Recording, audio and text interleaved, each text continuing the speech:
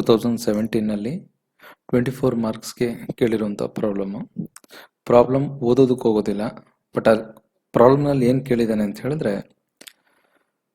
Head office ಮತ್ತು branch ಎರಡೂ details ಕೊಟ್ಟು ಟ್ರೇಡಿಂಗ್ ಅಕೌಂಟ್ ಮತ್ತು ಪ್ರಾಫಿಟ್ ಆ್ಯಂಡ್ ಲಾಸ್ ಅಕೌಂಟು ಜೊತೆಗೆ ಕನ್ಸಾಲಿಡೇಟೆಡ್ ಬ್ಯಾಲೆನ್ಸ್ ಶೀಟ್ನ ಪ್ರಿಪೇರ್ ಮಾಡಲಿಕ್ಕೆ ಹೇಳಿದ್ದಾನೆ. ಅದನ್ನು ಒಟ್ಟಿಗೆ ಹೇಗೆ ಮಾಡೋದು ಅಂತ ಈ ಪ್ರಾಬ್ಲಮ್ನಲ್ಲಿ ನೋಡುವ. ಪ್ರಾಬ್ಲಮ್ ನೀವು ಒಮ್ಮೆ ಓದಿ, ಆಮೇಲೆ ನಾನು ಡೈರೆಕ್ಟಾಗಿ ಪ್ರಾಬ್ಲಮ್ ಸಾಲ್ವ್ ಮಾಡ್ತಾ ಹೋಗ್ತೀನಿ. ಫಸ್ಟ್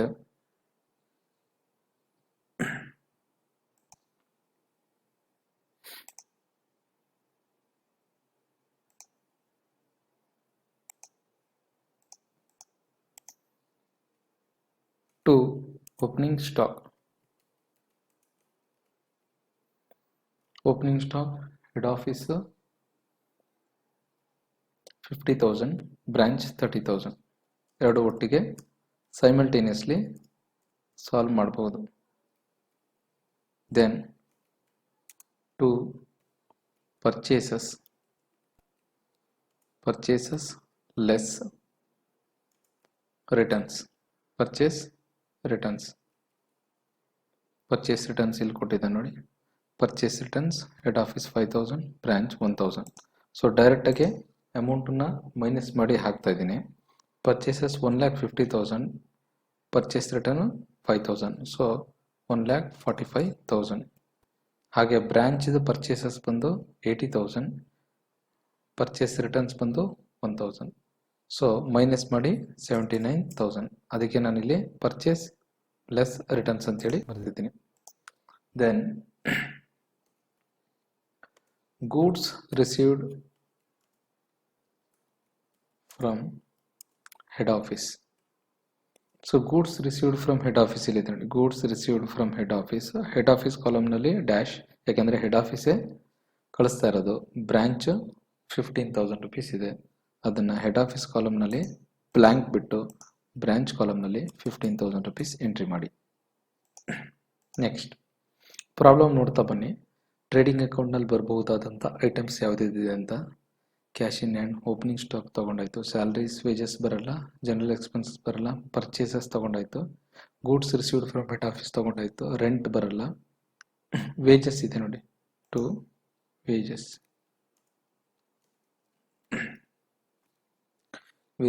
1,30,000,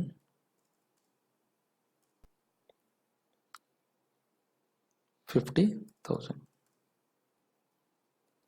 ನೆಕ್ಸ್ಟ್ ವೇಜಸ್ ಆದಮೇಲೆ ಜನರಲ್ ಎಕ್ಸ್ಪೆನ್ಸಸ್ ಇಲ್ಲ, ರೆಂಟ್ ಇಲ್ಲ, ಬ್ರಾಂಚ್ ಅಕೌಂಟ್ ಇಲ್ಲ, ಡೆಟಾರ್ಸ್, ಪ್ಲಾಂಟ್ ಯಾವುದೂ ಇಲ್ಲ, ಶೇರ್ ಕ್ಯಾಪಿಟಲ್, ಡಿಸ್ಕೌಂಟ್ ಅದು P&L ಅಕೌಂಟ್, ಸೇಲ್ಸ್ ಇದೆ, ಸೇಲ್ಸ್ ಎಂಟ್ರಿ ಮಾಡಿ ಬೈ ಸೇಲ್ಸ್ ರಿಟರ್ನ್ಸ್ ಇದೆಯಾ ಅನ್ಸೋರಿಗೆ ಚೆಕ್ ಮಾಡಿ. ಸೇಲ್ಸ್ ರಿಟರ್ನ್ಸ್ ಇಲ್ಲ ಇದರಲ್ಲಿ. 4,50,000 and 1,50,000. Next obviously closing stock ಇದ್ದೇ ಇರುತ್ತೆ, ಅದು ಅಡ್ಜಸ್ಟ್ಮೆಂಟ್ನಲ್ಲಿ. ಕ್ಲೋಸಿಂಗ್ ಸ್ಟಾಕ್ ಇಲ್ಲಿದೆ. Closing stock 40,000, 30,000, 30,000. Next anything left in the credit side of trading account. ಇಲ್ಲಿ ನೋಡಿ, goods received from head office ಅಂತ ಹೇಳಿದಾಗ ಹೆಡ್ ಆಫೀಸ್ ಕಾಲಮ್ನಲ್ಲಿ ಬ್ಲ್ಯಾಂಕ್ ಇದೆ. ಇಲ್ಲಿ ಗೂಡ್ಸ್ ಸೆಂಡ್ ಟು ಬ್ರಾಂಚ್ ಅಂತ ಇದೆ, ಸೇಮ್ ಇದೇ ಅಮೌಂಟು 15,000 rupees. ಒಂದು ಬ್ರಾಂಚ್ ಕಳಿಸ್ತಾ ಇದೆ, ಬ್ರಾಂಚ್ ರಿಸೀವ್ ಮಾಡ್ತಾ ಇದೆ, ಹೆಡ್ ಆಫೀಸ್ ಸೆಂಡ್ ಮಾಡ್ತಾ ಇದೆ. ಸೊ ಇಲ್ಲಿ ಬ್ರಾಂಚ್ ಕಾಲಮ್ನಲ್ಲಿ ಡೆಬಿಟ್ ಸೈಡಲ್ಲಿ ಬರೀಬೇಕು, because they are receiving the goods. ಹಾಗೆ ಇಲ್ಲಿ ಕ್ರೆಡಿಟ್ ಸೈಡ್ನಲ್ಲಿ by goods send to branch, ಅದನ್ನು ಹೆಡ್ ಆಫೀಸ್ ಕಾಲಮ್ನಲ್ಲಿ 15,000 rupees ಅಂತ ಹೇಳಿ ಬರೀಬೇಕು. ಇಲ್ಲಿ ಐಫನ್ ಬ್ಲ್ಯಾಂಕ್ ಬಿಟ್ರೆ ಆಯ್ತು ಇಲ್ಲಿ. ಸೊ ಈಗ ಟ್ರೇಡಿಂಗ್ ಅಕೌಂಟ್ನಲ್ಲಿ ಬರ್ಬೋದಾದಂಥ ಐಟಮ್ಸು ಇಷ್ಟೇ. ಇಲ್ಲಿ ಡೆಬಿಟ್ ಸೈಡಲ್ಲಿ ಕೂಡ ಇಷ್ಟೇ. ಸೊ ಟೋಟಲ್ ಮಾಡಿ 1,80,000, ಇಲ್ಲಿ 4,50,000, 4,90,000, so 5,05,000,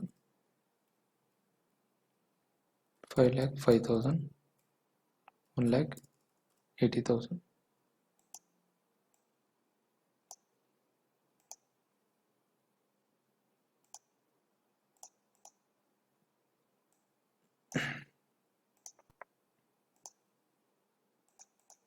next by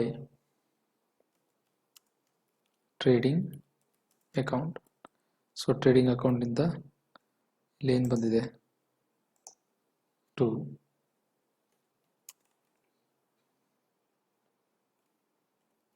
profit and loss account. So ಇದರ ಪ್ರಾಫಿಟ್ ಎಷ್ಟು ಬರುತ್ತೆ, 1,80,000. ಇದರದ್ದು 6,000 rupees ಪ್ರಾಫಿಟ್. ಅದನ್ನು ಕ್ಯಾರಿ ಫಾರ್ವರ್ಡ್ ಮಾಡಿ, 1,80,000 then 6,000. Next profit and loss ಅಕೌಂಟ್ನಲ್ಲಿ ಟ್ರಯಲ್ ಬ್ಯಾಲೆನ್ಸ್ ಚೆಕ್ ಮಾಡ್ತಾ ಬನ್ನಿ. ಟು ಸ್ಯಾಲರೀಸ್ ಇದೆ, ಸ್ಯಾಲರೀಸ್ 30,000, 10,000. ಸ್ಯಾಲರೀಸ್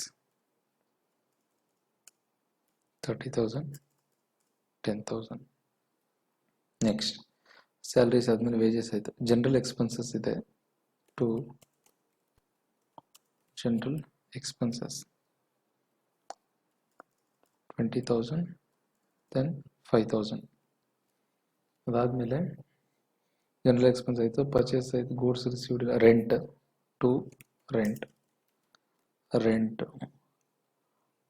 8,000 ಇದೆ, 4,000 ಇದೆ. ಇಲ್ಲಿ ರೆಂಟ್ ಔಟ್ಸ್ಟ್ಯಾಂಡಿಂಗ್ ಬ್ರಾಂಚು 500 rupees ಇದೆ, ಅದನ್ನು ಸೇರಿಸಿ ಆ್ಯಡ್ ಮಾಡಿ.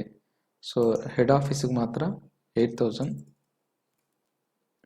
ಬ್ರಾಂಚ್ಗೆ ಇನ್ಕ್ಲೂಡಿಂಗ್ ಔಟ್ಸ್ಟ್ಯಾಂಡಿಂಗ್ 4,500. ರೆಂಟ್ 4,000 ಇದೆ ಪ್ಲಸ್ ಔಟ್ಸ್ಟ್ಯಾಂಡಿಂಗ್, ಬ್ರಾಂಚಿಗೆ ಮಾತ್ರ 4,500 ಔಟ್ಸ್ಟ್ಯಾಂಡಿಂಗ್ ಆ್ಯಡ್ ಮಾಡಿ. ಅದಾದಮೇಲೆ ಪ್ರಾಫಿಟ್ ಆ್ಯಂಡ್ ಲಾಸ್ ಅಕೌಂಟಲ್ಲಿ ಬರುವಂಥದ್ದು ಏನೇನಿದೆ, ಬ್ರಾಂಚ್ ಇದೆ, debtors, plant, share capital, discount ಇದೆ, ಡಿಸ್ಕೌಂಟ್ ಎಂಟ್ರಿ ಮಾಡಿ. ಬೈ ಡಿಸ್ಕೌಂಟ್, ಇದು ಡಿಸ್ಕೌಂಟ್ ರಿಸೀವ್ಡ್ ಅಥವಾ ಡಿಸ್ಕೌಂಟ್ ಅಲೋಡ್ ಅಂತ ಕನ್ಫ್ಯೂಷನ್ ಆಗ್ಬೋದು. ಇದು ಕ್ರೆಡಿಟ್ ಸೈಡ್, ಟ್ರಯಲ್ ಬ್ಯಾಲೆನ್ಸ್ನ ಕ್ರೆಡಿಟ್ ಸೈಡ್ನಲ್ಲಿ ಕೊಟ್ಟಿರೋದ್ರಿಂದ ಇದು discount received. So discount received 2,000 rupees, then 1,000. ಅದಾದಮೇಲೆ ಸೇಲ್ಸ್ ತೊಗೊಂಡಾಯ್ತು, ಕ್ರೆಡಿಟರ್ಸ್ ಬರಲ್ಲ, ಪರ್ಚೇಸ್ ರಿಟರ್ನ್ಸ್ ಆಯಿತು, ಹೆಡ್ ಆಫೀಸ್ ಅಕೌಂಟ್ ಆಯಿತು, ಗೂಡ್ಸ್ ಇಂಟು ಬ್ರಾಂಚ್ ಆಯಿತು. ಸೊ ಇಲ್ಲಿ ಕ್ಲೋಸಿಂಗ್ ಸ್ಟಾಕ್ ತೊಗೊಂಡಿದ್ದೀವಿ. ಡಿಪ್ರಿಸಿಯೇಷನ್ ಇದೆ ನೋಡಿ, to depreciation on plant. So depreciation on plant ನೀವು ಕ್ಯಾಲ್ಕುಲೇಟ್ ಮಾಡಬೇಕಾದ ಅವಶ್ಯಕತೆ ಇಲ್ಲ, ಅವನೇ ಕೊಟ್ಟಿದ್ದಾನೆ. 31,050, ದೆನ್ ಬ್ರಾಂಚ್ 10,450. ಅದಾದಮೇಲೆ ರೆಂಟ್ ಔಟ್ಸ್ಟ್ಯಾಂಡಿಂಗ್ ತಗೊಂಡಾಯ್ತು. Prepare trading and profit and loss account. So profit and loss ಅಕೌಂಟ್ನಲ್ಲಿ 1, 2, 3, 4 ಐಟಮ್ಸ್ ಮಾತ್ರ ಬರೋದು. ಇಲ್ಲೂ ಕೂಡ ಅಷ್ಟೇ, ಕ್ರೆಡಿಟ್ ಸೈಡ್ನಲ್ಲಿ ಒಂದೇ ಒಂದು ಡಿಸ್ಕೌಂಟ್ ರಿಸೀವ್ಡ್. ಸೊ ಟೋಟಲ್ ಮಾಡಿ, ಡೆಬಿಟ್ ಸೈಡ್ ಮತ್ತು ಕ್ರೆಡಿಟ್ ಸೈಡ್ನಲ್ಲಿ ಎರಡು ಕಡೆ. ಫಸ್ಟ್ ಹೆಡ್ ಆಫೀಸ್ 1,82,000 ಇದೆ, 1,82,000.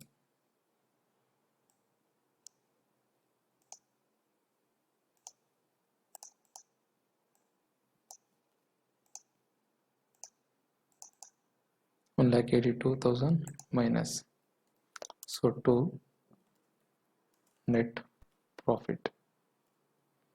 ನೆಟ್ ಪ್ರಾಫಿಟ್ ಎಷ್ಟು ಬರುತ್ತೆ, 92,950. ಇಲ್ಲಿ ಡೆಬಿಟ್ ಸೈಡಲ್ಲಿ ಜಾಸ್ತಿ ಇದೆ, 10,000, 5,000 ಪ್ಲಸ್ 10,450. ಸೊ ಎಷ್ಟು ಬರುತ್ತೆ ಟೋಟಲ್ ಮಾಡಿ, 10,000 ಪ್ಲಸ್ 5,000 ಪ್ಲಸ್ 4,500, 10,450, 29,950.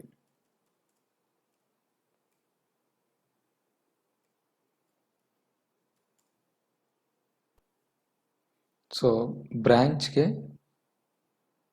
ನೆಟ್ ಲಾಸ್ ಬರ್ತಾ ಇದೆ, ಹೆಡ್ ಆಫೀಸ್ಗೆ ಪ್ರಾಫಿಟ್ ಬರ್ತಾ ಇದೆ. ಸೊ ಇಲ್ಲಿ ಬ್ಲ್ಯಾಂಕ್ ಬಿಡಿ. ಬ್ರಾಂಚ್ ಕಾಲಮ್ನಲ್ಲಿ ಡಿಫ್ರೆನ್ಸು 7,000 ಮೈನಸ್ ಮಾಡ್ತು ಅಂತ ಹೇಳಿದ್ರೆ 22,950. ಇದು ನೆಟ್ ಪ್ರಾಫಿಟ್ ಮತ್ತು ಫೈಂಡ್ ಔಟ್ ಮಾಡಿ ಆದಮೇಲೆ ನೆಕ್ಸ್ಟ್ ಅವನು ಕನ್ಸಾಲಿಡೇಟ್ ಬ್ಯಾಲೆನ್ಸ್ ಶೀಟ್ನ ಪ್ರಿಪೇರ್ ಮಾಡಲಿಕ್ಕೆ ಹೇಳಿದ್ದಾನೆ. ಇಲ್ಲಿ ಸೆಪರೇಟಾಗಿ ಕಾಲಮ್ ಹಾಕೊಂಡಿದ್ದೀವಿ. ಕನ್ಸಾಲಿಡೇಟ್ ಬ್ಯಾಲೆನ್ಸ್ ಶೀಟ್ನಲ್ಲಿ ಎರಡು ಬ್ರಾಂಚ್ ಮತ್ತು ಹೆಡ್ ಆಫೀಸ್ನ ಅಸೆಟ್ಸ್ ಲಯಬಿಲಿಟೀಸ್ ಕ್ಲಬ್ ಮಾಡಿ ಬರಿತೀವಿ. ಸೊ ಇಲ್ಲಿದೆ ನೋಡಿ consolidated balance sheet. So first if you go through the problem, ಏನೇನು ಕೊಟ್ಟಿದ್ದಾನೆ ಅದನ್ನು ಎಂಟ್ರಿ ಮಾಡ್ತಾ ಬನ್ನಿ. ಶೇರ್ ಕ್ಯಾಪಿಟಲ್ ಕೊಟ್ಟಿದ್ದಾನೆ. Share capital amount ₹2 lakh. Next profit and loss ಅಕೌಂಟಿಂದ ಟ್ರಾನ್ಸ್ಫರ್ ಆಗ್ತಾರಂಥ ಅಮೌಂಟ್ ಎಷ್ಟು ಅಂತ ಎಂಟ್ರಿ ಮಾಡಿ. ಪ್ರಾಫಿಟ್ ಆ್ಯಂಡ್ ಲಾಸ್ ಅಕೌಂಟಿಂದ ಹೆಡ್ ಆಫೀಸಲ್ಲಿ ಪ್ರಾಫಿಟ್ ಆಗಿದೆ. Head office net profit 92,950. ಹಾಗೆ ಬ್ರಾಂಚಲ್ಲಿ ನೆಟ್ ಲಾಸ್ ಆಗಿದೆ. ಬ್ರಾಂಚ್ ನೆಟ್ ಲಾಸ್ ಅದನ್ನು ಮೈನಸ್ ಮಾಡಿ. ಮೈನಸ್ ಮಾಡೋದನ್ನ ಬ್ರ್ಯಾಕೆಟಲ್ಲಿ ಹಾಕ್ತಾ ಇದ್ದೀನಿ 22,950. ಸೊ ಬ್ಯಾಲೆನ್ಸ್ ಎಷ್ಟು ಬರುತ್ತೆ ಅಮೌಂಟು 70,000. ಅದನ್ನು ಎಂಟ್ರಿ ಮಾಡಿ. ಈ ಹೆಡ್ ಆಫೀಸ್ 92,950 ಇಂದ ಬ್ರಾಂಚ್ ಲಾಸ್ನ ಮೈನಸ್ ಮಾಡಿ 70,000 rupees ಔಟರ್ ಕಾಲಮ್ನಲ್ಲಿ ಹಾಕಿದ್ದೀನಿ. ಇದು ಪ್ರಾಫಿಟ್ ಆ್ಯಂಡ್ ಲಾಸ್ ಅಕೌಂಟ್ನ ಬ್ಯಾಲೆನ್ಸ್. ಅದಾದಮೇಲೆ ಪ್ರಾಬ್ಲಮ್ ನೋಡ್ತಾ ಬನ್ನಿ. ಅಲ್ಲಿ ಲಯಬಿಲಿಟೀಸ್ ಯಾವುದಿದೆ ಅಂತ ಚೆಕ್ ಮಾಡ್ತಾ ಬನ್ನಿ. ಅದರಲ್ಲಿ ಕ್ರೆಡಿಟಾರ್ಸ್ ಇದೆ. ಕ್ರೆಡಿಟಾರ್ಸು ಹೆಡ್ ಆಫೀಸ್ ಬಂದು 30,000, ಬ್ರಾಂಚ್ 5,000. ಸೊ ಎರಡು ಕ್ಲಬ್ ಮಾಡಿ ಟೋಟಲ್ 35,000 rupees ಔಟರ್ ಕಾಲಮ್ನಲ್ಲಿ ಬರೀರಿ. ಅದಾದಮೇಲೆ ಬ್ರಾಂಚ್ ಮಾತ್ರ ಔಟ್ಸ್ಟ್ಯಾಂಡಿಂಗ್ ರೆಂಟ್ ಇದೆ, ಅದು ಅಡ್ಜಸ್ಟ್ಮೆಂಟಲ್ಲಿ ಕೊಟ್ಟಿದ್ದಾನೆ ನೋಡಿ. ಔಟ್ಸ್ಟ್ಯಾಂಡಿಂಗ್ ರೆಂಟ್ ಅದು ಬಂದು 500 rupees. ಸೊ ಲಯಬಿಲಿಟಿ ಸೈಡ್ನಲ್ಲಿ ಇದಿಷ್ಟೇ ಐಟಮ್ಸು. ಅಸೆಟ್ ಸೈಡಲ್ಲಿ ಬಂದಾಗ ಕ್ಯಾಶ್ ಇನ್ ಹ್ಯಾಂಡ್ ಇದೆ. ಕ್ಯಾಶ್ ಇನ್ ಹ್ಯಾಂಡ್ 10,000 ಪ್ಲಸ್ ಬ್ರಾಂಚ್ದು 2,000. So total 12,000 rupees. Next debtors head ಆಫೀಸ್ದು 40,000 ಪ್ಲಸ್ 15,000 ಬ್ರಾಂಚ್ ಡೆಟಾರ್ಸ್. ಸೊ ಎರಡು ಕ್ಲಬ್ ಮಾಡಿ ಅಮೌಂಟ್ ಹಾಕ್ತಾ ಇದ್ದೀನಿ 55,000. ನೆಕ್ಸ್ಟ್ ಕ್ಲೋಸಿಂಗ್ ಸ್ಟಾಕ್ ಕೊಟ್ಟಿದ್ದಾನೆ. ಕ್ಲೋಸಿಂಗ್ ಸ್ಟಾಕ್ ಎರಡೂ ಕೂಡ ಇದೆ. Head office 40,000 plus branch 30,000. So total 70,000. Next plant ಇದೆ. Plant head office 1,57,000 plus branch 53,000. So total 2,10,000. 2,10,000 minus ಅಥವಾ ಲೆಸ್ ಡಿಪ್ರಿಸಿಯೇಷನ್ ಎರಡು ಕೂಡ ಮೈನಸ್ ಮಾಡಬೇಕು. ಡಿಪ್ರಿಸಿಯೇಷನ್ ಒಂದು 31,050 ಪ್ಲಸ್ 10,450. ಸೊ ಟೋಟಲ್ಲು 41,500ನ ಮೈನಸ್ ಮಾಡಿ ಬ್ಯಾಲೆನ್ಸ್ ಅಮೌಂಟನ್ನು 1,68,500 ಪ್ಲ್ಯಾಂಟ್ ಅಮೌಂಟು ಬ್ಯಾಲೆನ್ಸ್ ಅಮೌಂಟನ್ನು ಹಾಕಿ. ಸೊ ಇದಾದಮೇಲೆ ಟೋಟಲ್ ಮಾಡಿ ಎರಡೂ ಕಡೆ 3,05,500 ಬರಬೇಕು. 3,05,500.